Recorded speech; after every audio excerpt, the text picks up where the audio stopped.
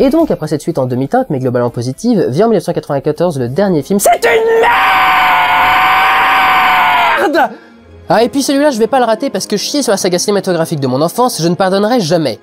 Mon Dieu, mais comment a-t-on pu en arriver là? Le film est réalisé par un certain Peter MacDonald, probablement un inconnu pour la plupart d'entre vous, mais d'autres auront tout de suite fait un rapprochement avec un film qui n'a rien à voir avec Fantasia, Rambo 3.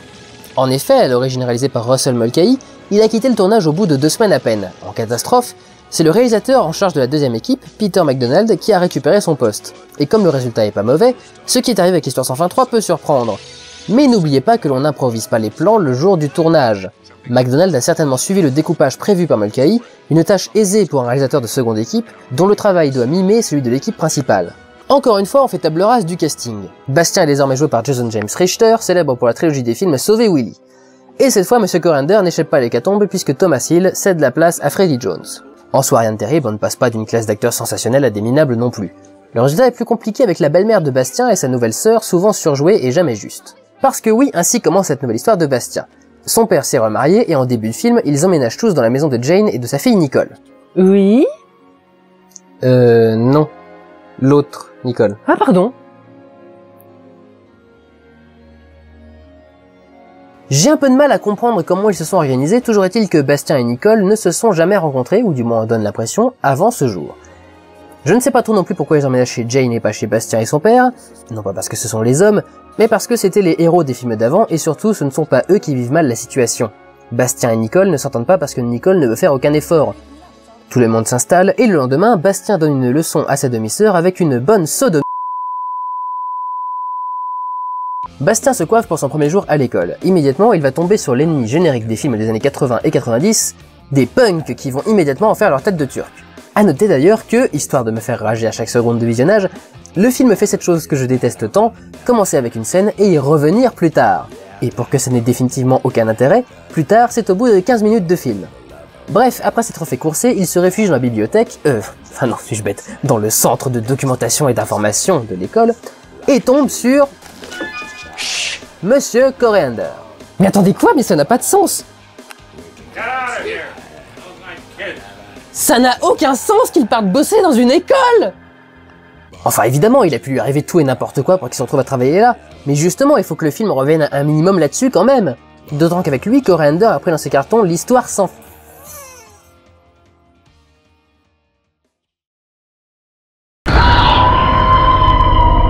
C'est quoi the fuck que ce bouquin de merde? Pendant des années, le livre des 2 premiers films m'a fait rêver et d'un coup on se retrouve avec ça? Non mais regardez Laurine! Oui, ce micmac de métal qui ressemble à un tartare de saumon, c'est Laurine! Excuse-moi. Ça va passer. Ça va passer.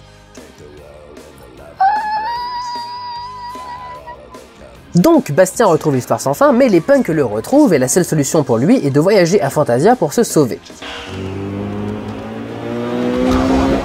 Des effets spéciaux à la pointe de la technologie.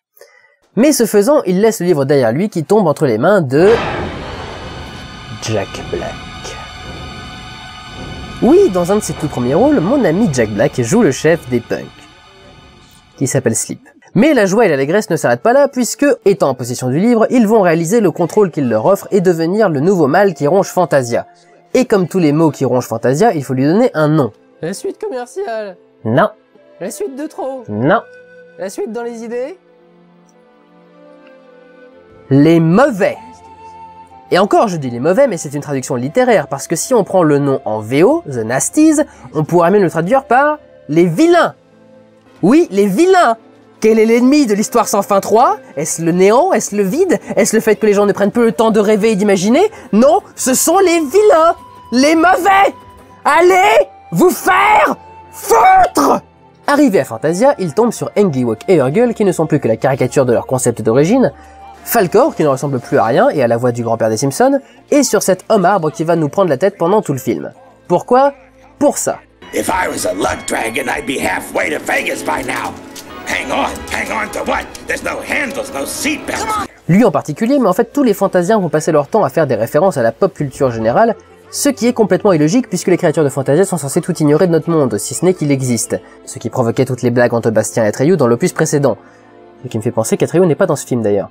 Oh, I really hate this part of the story. quatrième mur.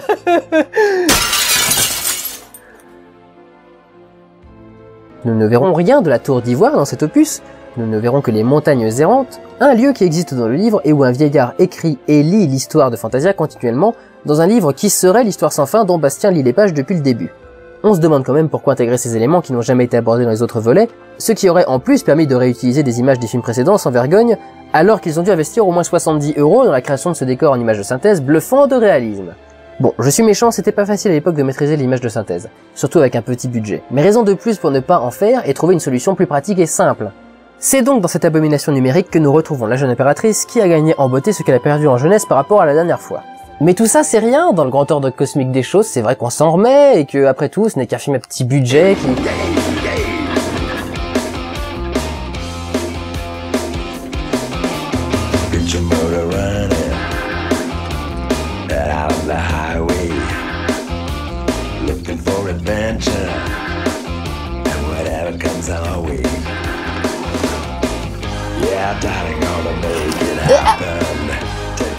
Oui, parce que si on n'avait pas suffisamment chié sur Fantasia comme ça depuis le début, voilà que le mangeur de pierre, totalement redesigné parce qu'on n'avait plus le budget pour de l'animatronique, mais on avait celui pour mettre un mec dans un costume, n'est pas seulement affublé de son fils Junior, lui aussi redesigné, mais malgré tout ça passe beaucoup mieux que dans le deuxième film, mais a maintenant aussi droit à une femme. Ce qui aurait pu être intéressant si tout cela n'avait pas été traité comme un vieux soap des années 70, avec papa qui va au boulot, Junior devant la télé, à Fantasia, et maman qui est une rombière acariâtre coiffée de bigoudis qui passe son temps à hurler sur son mari. Fuck you!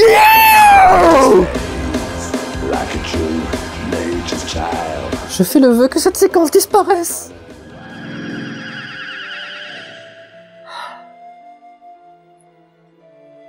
Alors que Bastien et ses amis arrivent à la montagne errante pour que Bastien rentre chez lui grâce à Laurine et récupère le livre, Junior le voit et se précipite pour lui dire bonjour. Bastien n'arrive pas à rentrer car l'influence des mauvais réduirait l'efficacité de ses vœux, et il a alors besoin de l'aide des autres pour souhaiter rentrer assez fort. Junior lui met la main dessus pile au moment où le voyage commence et tous les Fantasiens sont transportés en même temps dans le monde réel.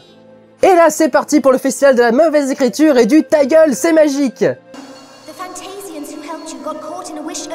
Une surcharge de souhaits?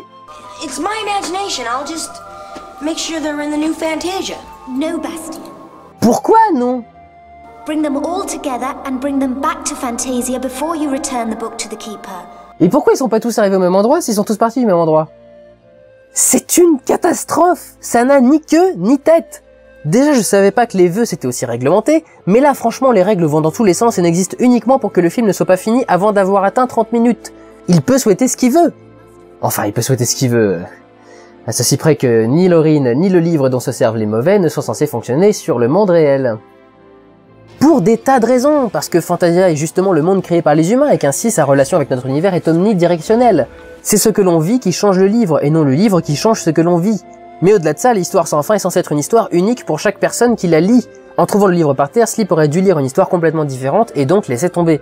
En fait, le principal souci de ce film, c'est que tout ce qui vient de Fantasia est soit traité avec dérision, avec les blagues sur le monde réel, les personnages cartoonesques et le soap des mangeurs de pierre, soit traité sans aucun respect, comme le cas Coriander, qui déteste les gosses mais va bosser dans une école, à qui on donne une femme qui n'apparaît que dans un plan uniquement pour se faire renverser des spaghettis sur la tête, ou comme l'impératrice qui va être influencée par la sœur de Bastien lorsqu'elle utilise Laurine pour acheter des vêtements. Oui, ça arrive dans le film.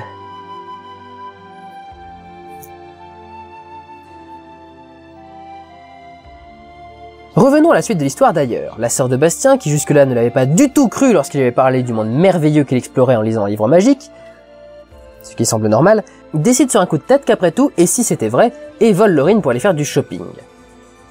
Il rend vraiment très moche cet effet de lumière sur la vendeuse lorsque Nicole fait un vœu.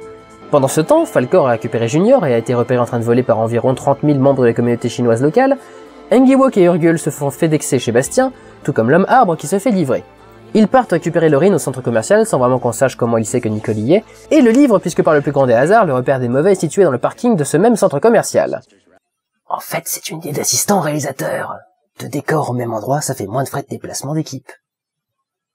Mais lorsqu'ils arrivent, c'est la pagaille. Les mauvais ont récupéré Laurine, ils ont l'histoire sans fin, et bien que cela soit impossible, ils commencent à foutre le bordel dans le monde réel. Tout le monde commence à se mettre des coups dans la gueule, les parents de Bastien et Nicole se disputent, pour vous dire, les choses vont tellement mal qu'il y a un fort accord pluie. Bastien affronte les mauvais, récupère Lauryn et le livre, on renvoie les Fantasiens chez eux, les mauvais sont devenus des grosses têtes, Bastien rend son livre à Corrender et s'en va proposer à sa demi-sœur de jouer au docteur avec lui, et on brise une dernière fois le 4e mur au cas où il resterait un truc à briser dans ce bousin. This is my favorite part of the story. Et vraiment, vous savez pas combien de temps j'ai passé à chercher sur Internet une once de preuves ou d'indices qui indiqueraient que ce film est en fait un téléfilm commandé par une petite chaîne locale qui n'avait pas les budgets, qui n'avait pas la licence. Mais non! C'est un film Warner Bros. Avec 17 millions de budget et sorti partout dans le monde. En fait, ce qui s'est passé, c'est que les 27 millions de budget du premier ont rapporté 100 millions. Donc ils ont augmenté le budget du deuxième à 36 millions. Et j'avoue que quand j'ai vu ça, le niveau global du film a un peu baissé dans mon estime. Mais il ne faut pas oublier que l'économie d'un film américain est beaucoup plus dépensière que celle d'un film européen. Sauf que le deuxième film a rapporté, devinez combien, 17 millions sur le territoire américain. Lorsque la suite a été mise en chantier, elle a donc été prévue pour ce budget. Mais j'ai envie de vous dire que c'est même pas le problème, parce qu'avec un budget pareil on peut faire mieux, mais en plus parce que techniquement, c'est pas si mal. Les costumes de Junior et de la Marbre, mais même de la famille Mangeur de Pierre, sont quand même carrément bien foutus, bourrés de mécanismes qui les rendent expressifs, et l'illusion fait son œuvre. Après tout, ils ont été créés par les artistes de Jim Henson's Creature Shop, une boîte d'effets spéciaux et d'animatroniques extrêmement réputée, qui s'est par exemple chargée de Batman Begins ou de la Bête du Gévaudan dans le Pacte des Loups. Les effets d'incrustation de Dengue Walk et Urgle sont même carrément bien faits et l'illusion rend super bien. Les effets numériques sont assez moches, mais ils sont moches rétrospectivement, ils font trop cartoon. Mais n'oublions pas que ça faisait qu'1 an que Jurassic Park avait fait rentrer massivement le cinéma dans le monde des images de synthèse. Encore que, pour plus de détails à ce sujet, je vous renvoie vers le CGM Project de mon ami Gorkab. Ouais non, c'est vraiment moche, on dirait une cinématique de PlayStation. Je trouve ça dingue que le principal problème du film soit son histoire. Pour un truc qui s'appelle l'histoire sans fin et qui défend la créativité et l'imagination. Mais ce qui est fou, c'est à quel point le budget se sent. Déjà, le film est tourné à 90% en décor réel, alors que l'intérêt principal est censé être de voir Fantasia. Et en plus, mon œil, certes inexpérimenté d'assistant réalisateur, me fait maintenant même voir les regroupements de décors pour économiser jusqu'au dernier centime. D'autant que ça rend ça complètement incohérent avec le sous-titre du film. En VO, c'est Escape from Fantasia, ce qui veut dire s'échapper de Fantasia, et la VF, c'est Retour à Fantasia. Et aucun ne correspond à l'histoire. L'histoire est celle de Fantasiens perdus dans le monde réel qui veulent retourner à Fantasia. Personne dans le film ne veut s'en échapper, si ce n'est Bastien pendant les 5 minutes de temps d'écran où il s'y trouve, et du fait de ce temps très court, on ne peut pas non plus appeler ça un retour à Fantasia. On peut même pas l'appeler un voyage à Fantasia, on peut même pas l'appeler un week-end à Fantasia, on peut même pas l'appeler à 5 à 7 à Fantasia. Encore que l'idée est intéressante. Et lorsqu'on arrive à Fantasia, c'est le « Bonjour, on n'a pas de décor !» Pour être honnête, le plateau a pas l'air beaucoup plus grand que pour les décors du deuxième film, mais c'est dans la façon de les filmer que tout cela change. Dans le château de Xaïd, on ne voyait jamais certains angles pour que le peu d'espace à disposition sur le plateau serve à rendre une petite partie et suggérer le gigantisme du reste par diverses astuces. Ici, la caméra bouge dans tous les sens, et quand on utilise la même surface pour créer un espace clos et non ouvert, bah ça a tout de suite l'air beaucoup plus petit et cheap. Mais jamais aussi cheap que la musique. Et là, vraiment, c'est honteux, parce que même avec un budget minable alloué à la musique, on doit pouvoir faire mieux qu'un synthétiseur MIDI dans un putain de film à 17 millions.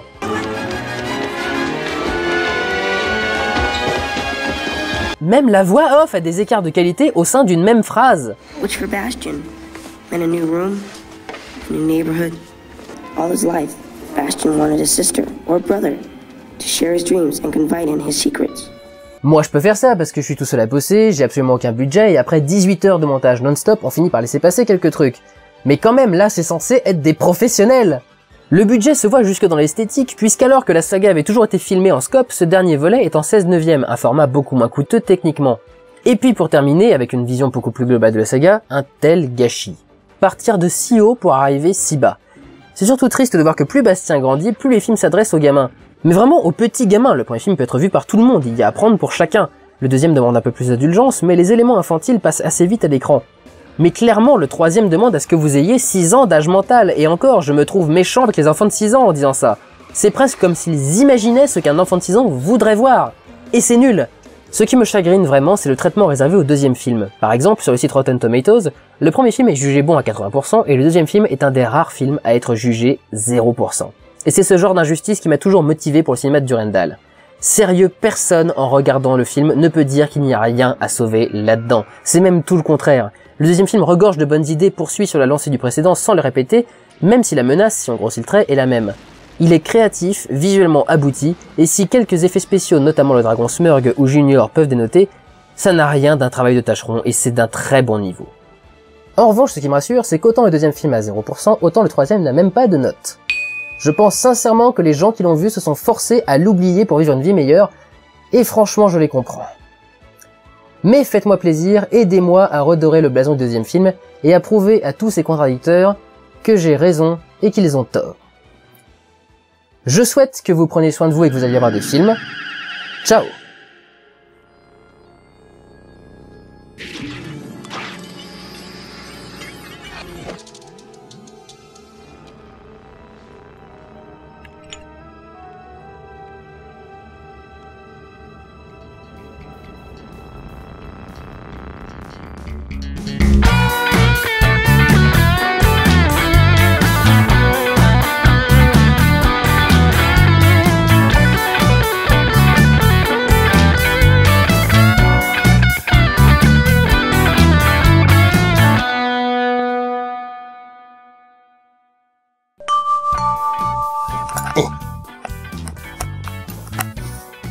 Non, non, non.